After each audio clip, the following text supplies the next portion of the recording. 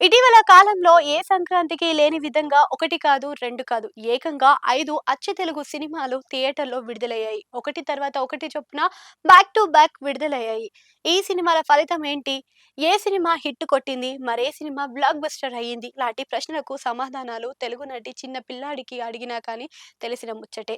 ఇలాంటి వేళ ఒక ఆసక్తికరమైన అంశం మీద చర్చ నడుస్తుంది. దీనికి గల కారణం సినిమాలు బాగుంటే కూడా తగినన్ని థియేటర్లు సర్దుబాటు చేయలేని పరిస్థితి. అందుకే ఎప్పుడో కొత్త చర్చ మొదలైంది. సంక్రాంతి సినిమాలుగా విడుదలైన 5 సినిమాల్లో ఏడాది మధ్యలో ఏదో ఒక వారంలో విడుదలైతే వీటి పరిస్థితి ఎలా ఉండేది అన్నది ప్రశ్నగా మారింది. ఇదే విషయాన్ని పలువురిలో మాట్లాడినప్పుడు ఆసక్తికర అంశాలు వచ్చాయి.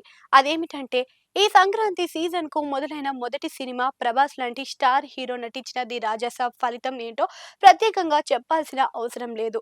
ఇదే సినిమా సంక్రాంతి రేసులో కాకుండా విడిగా విడుదలై ఉంటే అన్న ప్రశ్నకు చూస్తే సమాధానం నేరుగా వచ్చే పరిస్థితి. ఎందుకంటే ఇప్పుడున్న పరిస్థితిలో మౌత్ టాక్ ఇచ్చే ఎఫెక్ట్ అంతా ఇంత కాదు. దీనికి తోడు టికెట్ ధరలు పెరగటం మరో అంశం.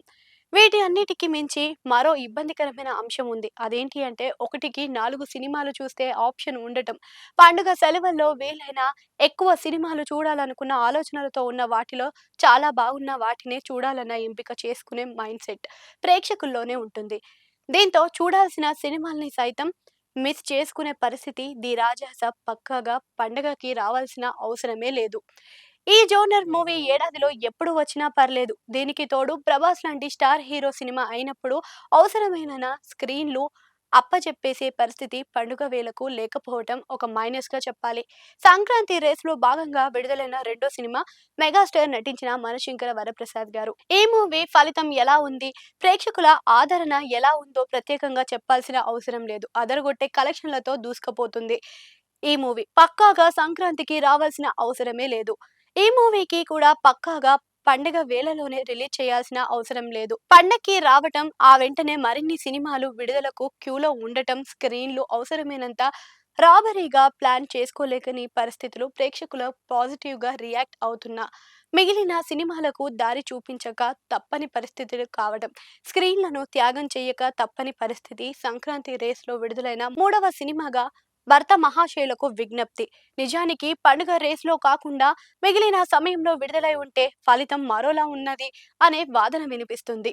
ఈ సినిమాకు అవసరమైనన్ని స్క్రీన్లు సర్దుబాటుతో కూడా కింద మీద పడిన పరిస్థితులు అయినా అనుకున్నంతగా సర్దలేని పరిస్థితి. ఈ మూవీని చూస్తే అర్థమైంది ఏంటంటే రైట్ మూవీ రాంగ్ టైమింగ్ అన్న మాట వినిపిస్తుంది. ఆ తరువాత విడుదలై చిన్న సినిమాలలో అనగనగా ఒక రాజు, నారి నారి నడుము మురారి, ఈ రెండు సినిమాల్లో అనగనగా ఒక రాజు సంక్రాంతికి సెట్ అయ్యే మూవీ అని చెప్పాలి. ఏడాది మధ్యలో కంటే కూడా సంక్రాంతి పండుగ వేళలో విడుదలై కావడమే కరెక్ట్ అన్న మాట వినిపిస్తుంది. ఇక శర్వానంద్ నటించిన నారి నారి నడుమ మురారి మూవీ విషయానికి వస్తే ఏడాది మొత్తంలో ఏ టైంలో అయినా ఈ మూవీని విడుదలై ఉంటే ఫలితం మరోలా ఉండేది.